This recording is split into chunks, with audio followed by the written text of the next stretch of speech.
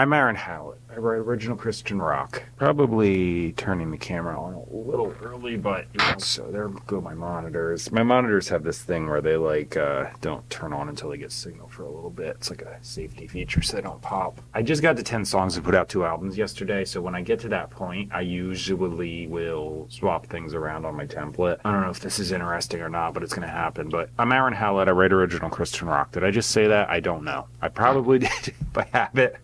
But just in case. So I write original stuff. I just keep making it up. I come out here every morning, and my whole thing with this is I just turn the camera on while I'm writing stuff, and this is just me making things up and trying things. I don't really know that I'm like particularly good at it or anything. I just keep going and learning things. Normally change the drums around, however, I think I'm gonna put on something else for the guitar, like main track.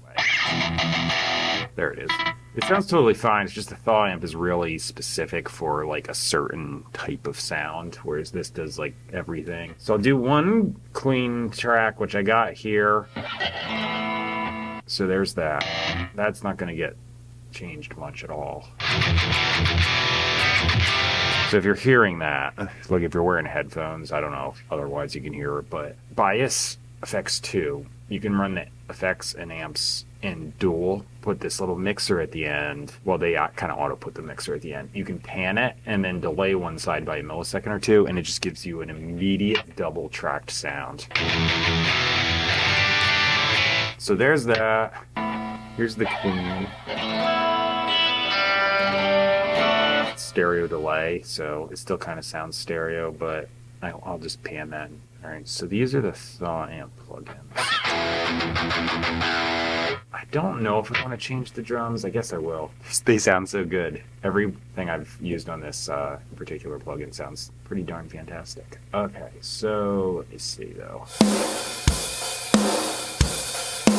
Some of these presets, I know the people's names, but some I don't. Not that I have to know their names to choose one of the presets, just saying. That one's gain stage a lot better.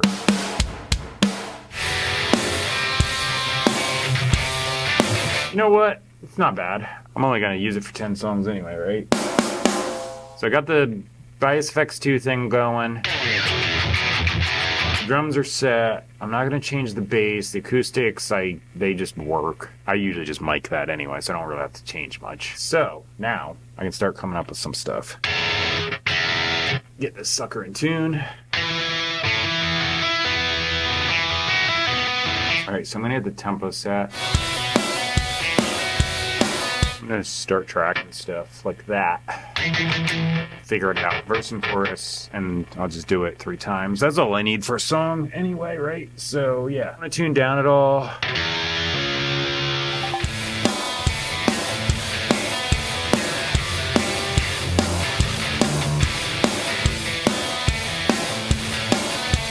There we go.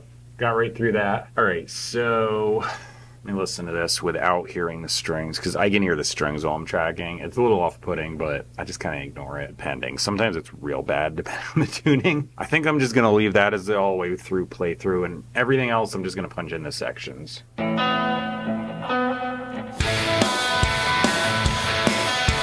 could just play that on higher frets, but that's just a unique sound.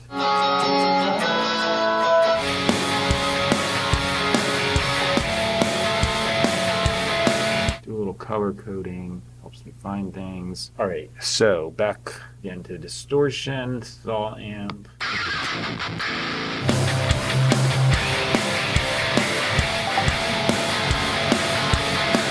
think I'm just gonna jump to the 3rd verse and do the guitar solo.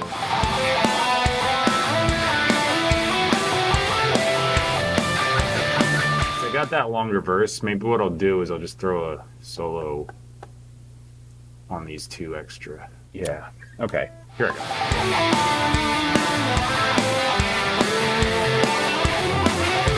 I'm gonna hit save. Put this back. I need a little mini break and continue on. I might grab my bass guitar, or I might decide to do some MIDI stuff, but we'll find out. Okay, so you know what? I just went into the house realized I had written some lyrics ahead of time, and I'm just trying to work out a melody that'll go along with this, but I think I'm just going to do the vocals now and then put the other stuff on, because I always want to do the vocals before I do most other things during the day, because my voice tanks as I go to the gym and just do any other talking. So I'm just going to do it. And then I'll come back and fill in the rest later. So, you know what? I'm trying to work out a chorus melody that doesn't suck.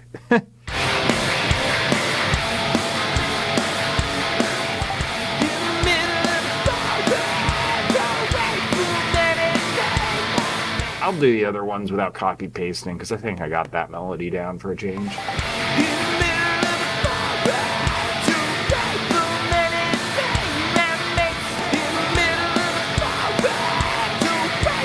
So I got the chorus done. I had to recut the end one because I started doing some like falsetto Gale runny things, and I forgot it doesn't key change, so it was wildly out of tune for a bit, and I was like, ah, damn it.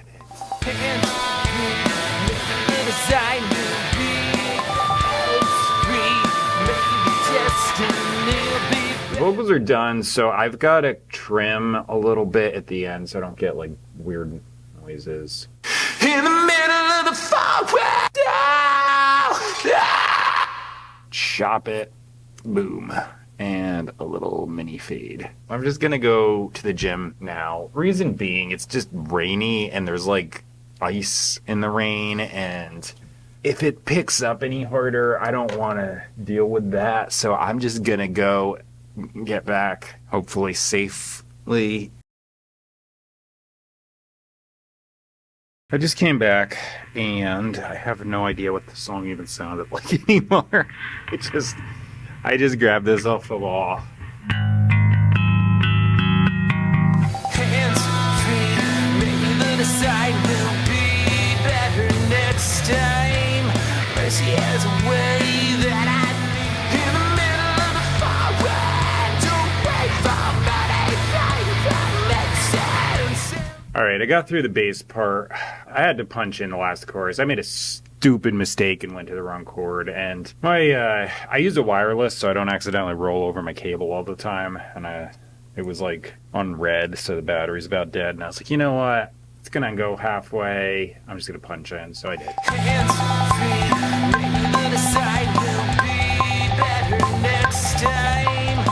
I just did the drums. I put on the MIDI.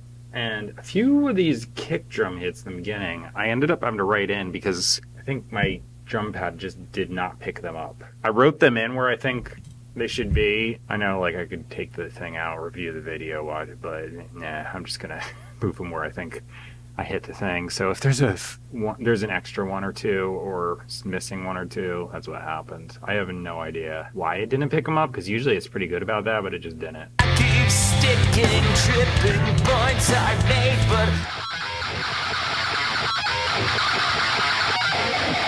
that should do it. So let me listen to that pre-chorus into chorus, because that unrealistic MIDI guitar should really amp that up.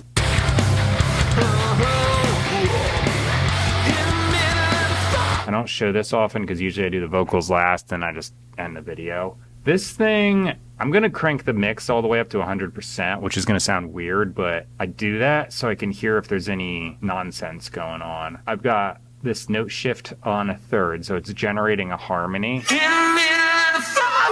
Now I'm going to turn the mix down because that's obviously terrible. In the middle of the forest. It also gives it a stereo spread, so that's the other reason I like Humanoid. Well, my camera battery died, so I popped in my backup power supply, which does have a ground loop hum, so I'm cranking the piss out of my mic input. You know what? Turn the monitors down and just pop these in. That way I don't have to worry about any feedback. So right before the camera battery died, I was realizing when I wrote the MIDI guitars in, I was thinking E major. This is why these tuning things are bad sometimes. Well, not bad, they're just dangerous, because like I was hearing a bunch of stuff in standard tune and I was playing that C sharp minor. I'm glad I caught it before I put the song out. I would have listened back, because like when this kind of thing happens to me, I'm stuck in it for a while, but then some point the clarity comes and I'm like, you idiot. I'm glad it happened before I posted the video, because I would have sat here and not heard that until the fog lifted and I'm like, oh, I'm in 2 different keys.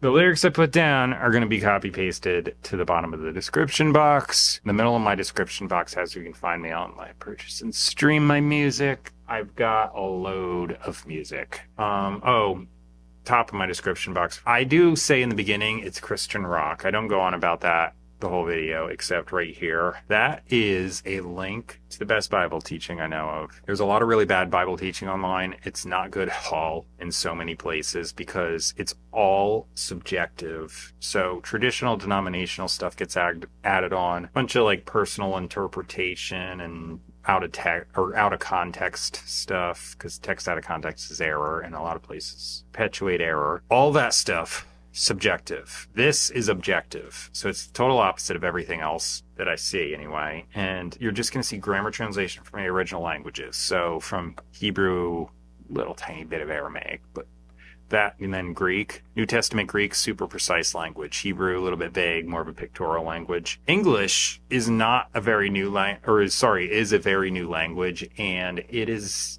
not that precise. New Testament Greek, really precise. So when you translate from that, it clears up a whole lot of questions and problems people have just reading. A lot of the translations are written by people that have a certain like ideology or agenda, and they're not exactly one for wanting. Even though they should be, they're not. This teaching just clears up a whole lot of problems. There's just bird's eye view, overview, what were the writers intending when they wrote the thing down, and it's just good teaching with nothing else added. So I put it there as a resource. I'll be out here tomorrow. All right. See you later. Bye. Hands